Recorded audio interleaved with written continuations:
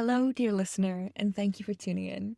Because you clicked on this episode, I already know a few things about you. I know you're standing at the edge of a new year, feeling that familiar mix of excitement and pressure. And I also know you want more out of this year. Not just more productivity or better routines, but you want more alignment, more clarity and honesty, and more moments where your life actually feels like it belongs to you. And I know there's a part of you that suspects the way forward isn't about running faster, it's about understanding yourself better. That's what this episode is for.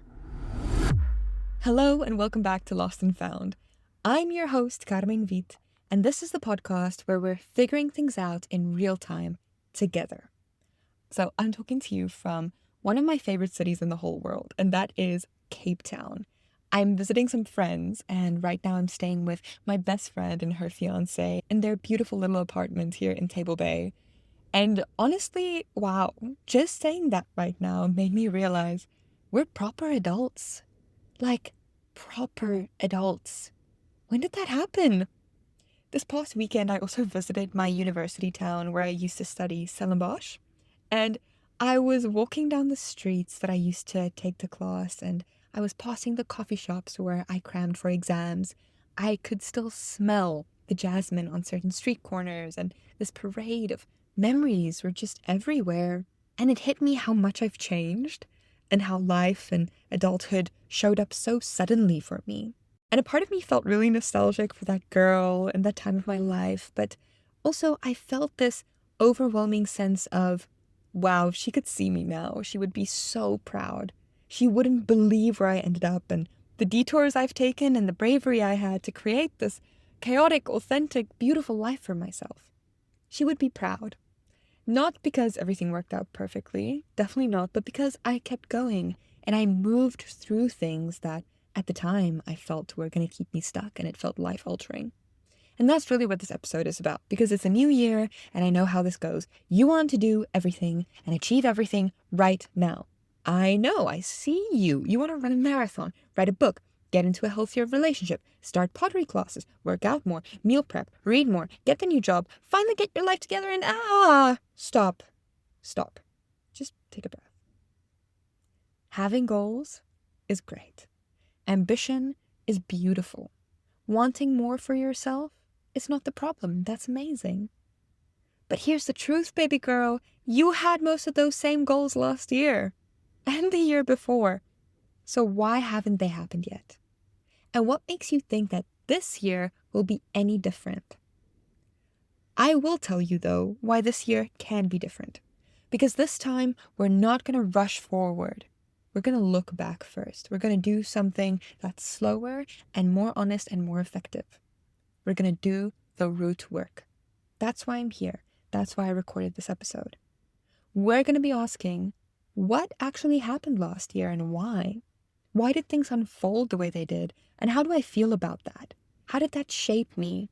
And maybe, what do I need to take responsibility for before I ask more of myself next year?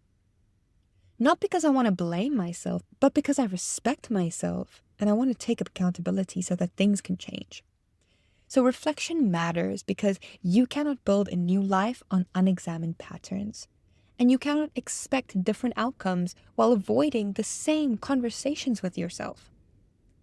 So if you're listening to this on a walk, or if you're sitting down, you're having a bath, feel free to pause after each question and answer it in your head. But for me, what really helps is writing it out when we do this type of work.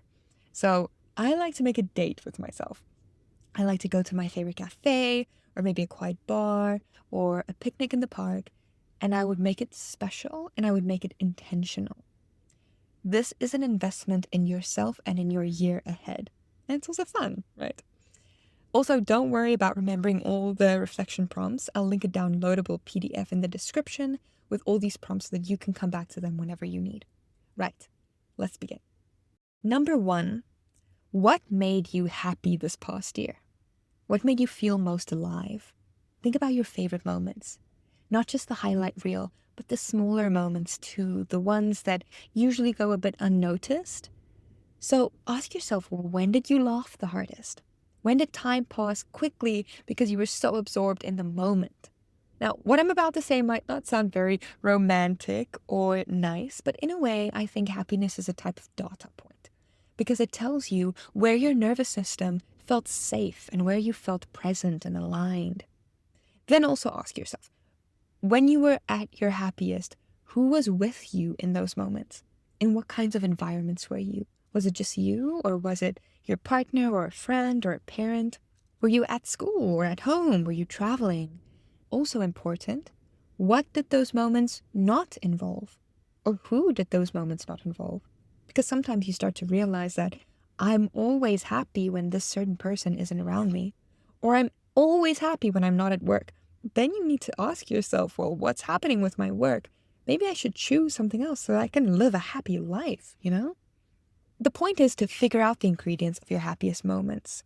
And then how can you replicate that more in the year ahead or have more of those moments?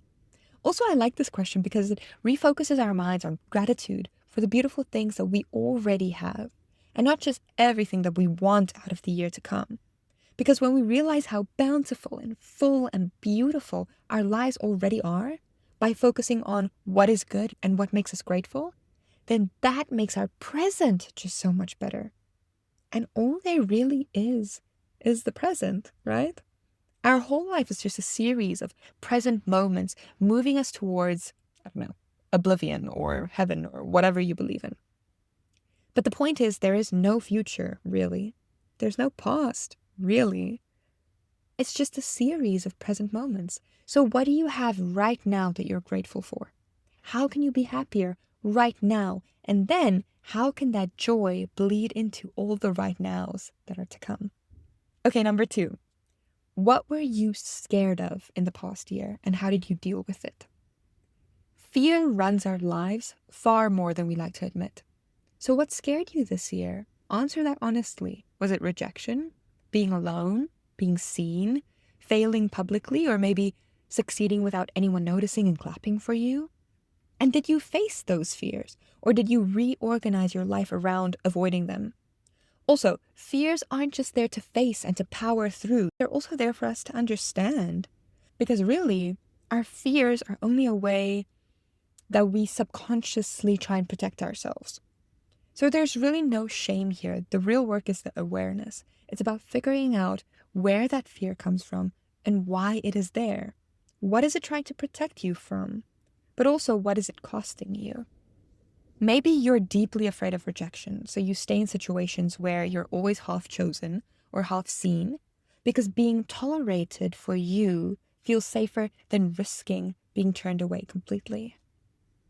Or maybe you're afraid of being alone, so you hold on to relationships long past their expiry date. You know, you're holding on to friendships and that situationship that you know is not good for you, or maybe even identities, because emptiness feels more frightening than misalignment. Or maybe you're afraid of being seen, so you play small. You don't post the thing, you don't say your opinion, you don't apply for the job, and you tell yourself always that you're not ready yet, when really you're just scared of being visible and misunderstood or judged. Or maybe you're afraid of failing publicly, so you never even try. You keep one foot out the door, you don't fully go in, you don't give your best, so that you at least can say, well, I didn't give it my all anyway. So you have an excuse for if you fail. And you're just self-sabotaging. But what is important to know is that none of these fears make you weak. They just make you human. But they do ask something of you. They ask you to notice the way you've been protecting yourself at the expense of your growth. The places where safety has become a cage. Then I want you to ask yourself, did fear shape my decisions this past year? In what way? And how was I maybe trying to protect myself? But in reality, how did those decisions and those fears then cost me? And how can I meet my fears differently this coming year? By understanding them first. Amazing. Number 3, how did love show up in your life this year? Now remember, love isn't just romance. It's also friendship. So how did friendship show up for you? Family, strangers, your relationship with yourself. And, this is important, How did you receive that love? Did you maybe push it away, or you didn't trust it, or maybe you minimized it? Did you fully embrace it and allow yourself to be loved and love in return? Or maybe where did you abandon yourself to keep love that maybe wasn't good for you? And how can you move into the new year from a fuller place? A place where you've poured so much love into yourself that it spills out onto the people around you, and you can be a source of light and love and kindness. And this flows nicely into my next point, number 4. How did I show up in my relationships this past year? Did I overgive? Did I seek validation? Did I withdraw when things got hard? And again, this isn't about judgment, it's about noticing patterns. Because how you love is often how you learn to survive. And then, of course, the next question becomes, what relational patterns am I ready to interrupt? And then you need to do it. It's not just about knowing this is something that you need to change, but it's about actually putting it into practice when you feel triggered.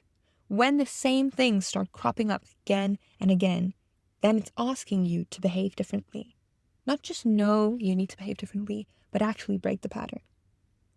Or maybe asking yourself this question makes you realize that you're really proud of how you showed up for the people you love. You're proud of how your communication skills have evolved, how you can react with empathy and understanding while still protecting your boundaries. Then be proud and celebrate yourself. Number 5, even the hard things that you went through, they were training. So what did you learn about your resilience this past year, about your limits and your capacity? Ask yourself, where am I more capable than maybe I'm giving myself credit for? Because confidence isn't something that just shows up. It's something you collect through evidence. So give yourself that evidence. Okay, the next one is important. Number 6. When did I feel most insecure and what triggered it? This is a hard one. So insecurity is information, and it's really not something to be ashamed of. It tells you something about yourself and your heart and where you still have a little bit more work to do. So ask yourself, in 2025, what situations made you shrink? What comparisons stole your peace? And instead of shaming these moments, ask what they're pointing to. Here I want to get vulnerable for a second. Because as I was prepping for this episode and I'm jotting down this question in particular, something came up for me. Something that made me pause and made me think, oof, I don't know if I actually want to share this. I don't know if I want to say this out loud. It kind of scares me to put it out there. And that fear and that hesitation in the moment felt important because it points to the exact things that need to be said and not concealed. Yes, of course, it comes from a part of me that wants to protect myself and make myself seem perfect when really I'm not at all. And I never want you to think that the person behind the microphone here, that I am somehow immune to the things that we're talking about right now. I am not speaking from the other side of the work. I'm right there in it with you. And this podcast has always been about figuring things out in real time together, right? About being honest while we're still learning, not once everything is neat and resolved. And as uncomfortable as it is to admit this story showed me that even when we think we've healed, there are still parts of ourselves that speak up when the right situations touches an old bruise, right? When an old wound gets scratched open, that still happens. So this is me talking to myself as much as I'm talking to you. So if you've listened to my episode on closure a while back, you'll know that I was in a really, really bad relationship almost a year and a half ago. There was a lot of lying and cheating and manipulating and gaslighting, and that relationship really took a knock on my self-esteem and my self-trust and my trust in men, to be honest. It took me a long time and a lot of ups and downs for me to feel like I have my power back. Okay, so that's the background. That's the baggage. The story isn't about that guy. About 5 months ago, I met a man who, for the first time since that past relationship, made me feel like I see something real here, something long-term. And it's been an amazing 5 months. But then, a month ago, his best friend came to visit. And she traveled with us for a while. They've been friends since they were kids. So they basically grew up together. They're really close. And of course, she is absolutely gorgeous, and she's so kind and full of life and just a sparkling human being. And I'm going to be honest, there were times during this month where I felt really triggered, where I could feel those uncomfortable feelings of jealousy coming up and those old, buried feelings of mistrust and feeling like I'm not enough. It's awful. I hated that. Because the past year, I haven't felt any of those things. The past year that I've been single, I've felt powerful and beautiful and sensual, and I've felt that there's enough space for all women and all women's beauty, and that there's no need to compete. I hate jealousy between women. It's so harmful and it's so unnecessary. But it was so interesting for me to see how those feelings cropped up for me in certain moments. When maybe they were being playful or there was a hand on someone's arm that lingered a bit longer than necessary, in my opinion. And when those moments happened, I really had to take a breath and remind myself that this has nothing to do with either of them. She's amazing. We're really good friends now. And also, he is not my ex. He's a kind and honest and genuine person, and not one of them want to hurt me. There's nothing between them. They're childhood friends. I could obviously see that. Everybody could see it. But often our heads know something, but our hearts are still bruised and bracing itself, right? And for me, the situation really showed me where I'm maybe not as healed as I thought I was, and showed me the places that I still need to work on. But throughout all of this, yes, I realized I still have healing to do. I still have to learn how to trust again. But importantly, I was really proud of myself for seeing this for what it was and seeing my emotions and the whole situation objectively. I wasn't freaking out on them because they did nothing wrong. But I realized where these emotions came from me, and I knew that they weren't a reflection of reality. They're just a reflection of my past and what is still hurting in me. And to take that another step further, I didn't shame myself for these emotions. I didn't say, oh, you're so stupid. Why are you feeling like this? Being jealous is so problematic, blah, blah, blah. No, I simply observed my emotions. I saw them for what they were, and I had compassion for those bruised parts of myself that's making itself known. And then I started doing the shadow work again. I started journaling, talking myself through certain emotions and reminding myself that I am safe with me. I am safe in my own body. I got me, and the people around me don't want to harm me. They love me and I love them, and there's enough beauty and abundance and play and joy and connection out there for everyone. Their connection as friends doesn't take anything away from my romantic connection with him. Her beauty and her light does not threaten or dim my own in any way. In fact, we just light each other up even more. And it's unfair to hold people accountable for the actions of those that have come before them. I want to say that again. It's unfair to hold people accountable for the actions of those that have come before them. They're not the ones who hurt you, so they don't deserve to be punished or mistrusted. Let people show you who they are, and then take it from there. Also, a point I want to make here, we cannot control people. There's nothing more toxic than policing your partner's friendships. And I really want you to sit with that for a second, because I'm sure some of you might be listening to this and you might be thinking, oh, you should have told him. It's you or her, don't have this friendship. No, we cannot control people. Because ask yourself honestly, does it work? Has control ever actually made you feel safer? Or has it just made you more anxious, more hypervigilant, more disconnected from yourself? Policing someone else's behavior doesn't heal mistrust. It just gives your fear something to do. And it might create the illusion of safety for a moment. But underneath that, the wound is still there. And the truth is, you cannot manage your way into trust. You cannot monitor your way into peace.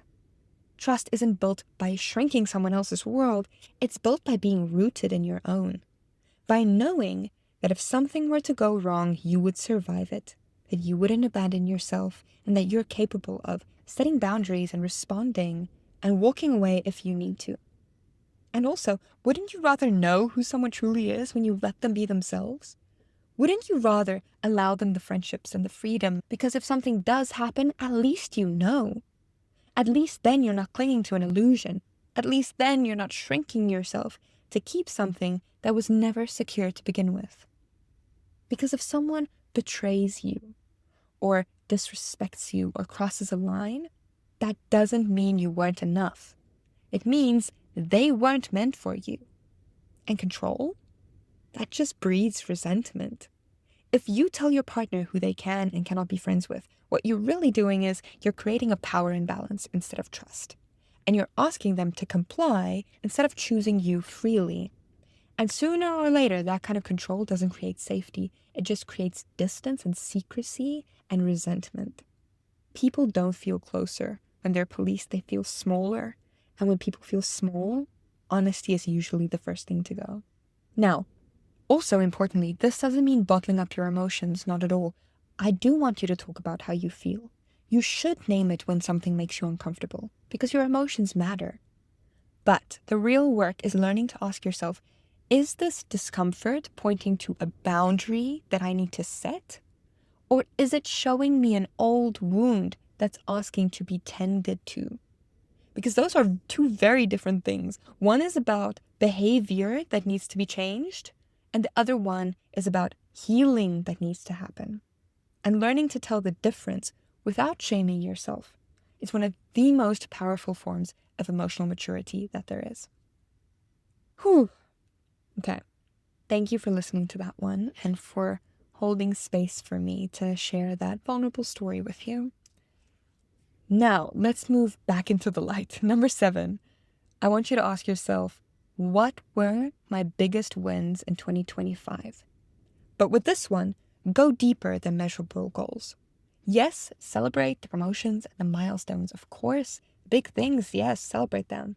But I also want you to honor those little moments. Maybe a moment where you didn't self-abandon, or when you held a boundary that usually you struggle with, or you walked away from a relationship that you knew wasn't good for you, or you spoke up even though it was scary, or like my story above, maybe you're proud of a time that you didn't speak up, but rather you looked inward and realized that the problem actually lies with you.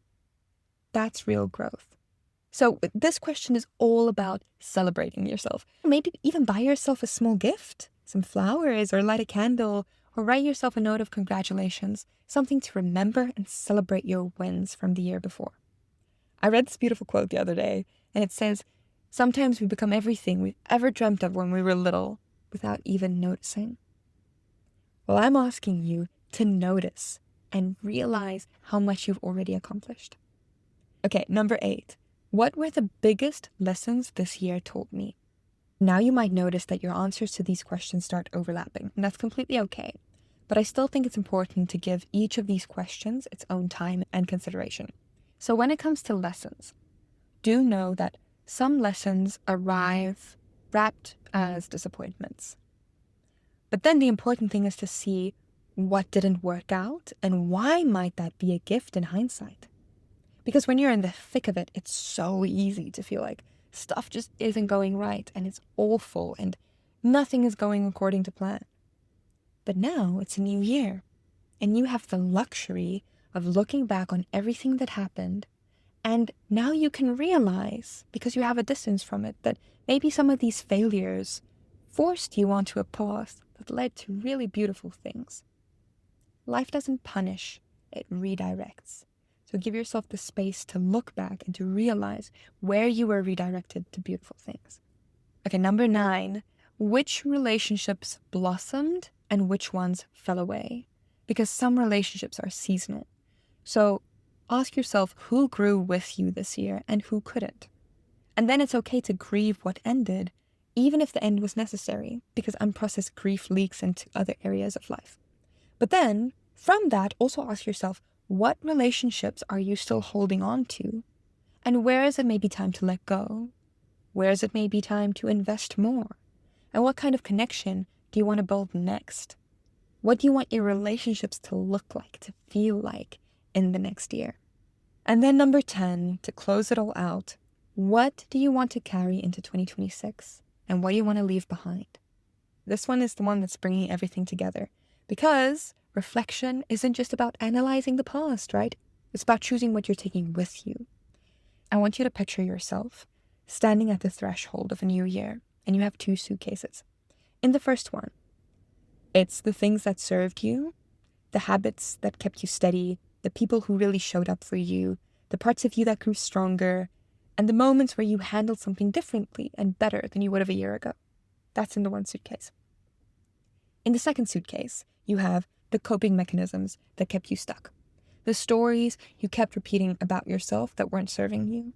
The patterns that felt familiar but really didn't feel good. And the version of you that is tired of surviving and ready to start living. Which suitcase are you taking with you and which one are you leaving? Ask yourself, what parts of me do I want to bring into this new year? The softer parts, the braver parts, the more honest parts? I don't know. You have to answer that one for yourself. What behaviors am I done entertaining? Maybe the self-abandonment or the people-pleasing or the pretending. And then also, what do I want to stop negotiating with? What is my non-negotiables of this year? Maybe for 10 years you've been saying you're going to write a book this year. And this is the year that you do it. It's a non-negotiable. This has to happen. Maybe it's health. Maybe it's a better relationship with your parents. Whatever it is, it's your choice. That's the beautiful thing about life. You make it what you want it. And then, after answering all these questions, I want you to make it practical. Pick 3 things that you want to carry with you, and pick 3 things that you're leaving behind. And this is so that the whole thing isn't just a vague intention, but an actual decision that you're making. Because the most powerful New Year energy isn't motivation, it's clarity. It's, I know who I am, I know what I'm done with, and I know what I'm building now.